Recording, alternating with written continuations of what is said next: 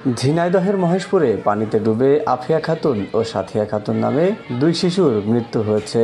সকালে স্কুলে যাওয়ার সময় গোসল করতে পুকুরে নেমে ওই দুই শিশু পানিতে ডুবে যায়। দুই শিশু একে অপরের চাচাতো বোন। এ ঘটনায় এলাকায় শোকের ছায়া নেমে এসেছে।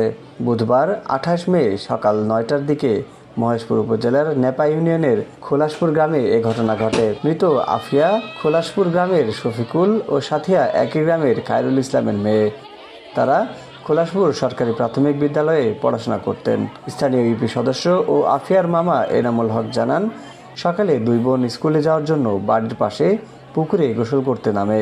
এক পর্যায়ে তারা পানিতে ডুবে যায়। পরিবারের লোকজন দীর্ঘক্ষণ তাদের সাড়া শব্দ না পেয়ে পুকুরে গিয়ে তাদের মরদেহ উদ্ধার করে। মৃত আফিয়া ও সাথিয়া সম্পর্কে আপন চাচাতো বোন। মহেশপুর থানার তদন্ত ওসি সাজ্জাদুর রহমান বলেন, পানিতে ডুবে দুই শিশুর মৃত্যুর খবর পেয়েছি। এ ঘটনায় এখন পর্যন্ত কোনো অভিযোগ দায়ের করা হয়নি।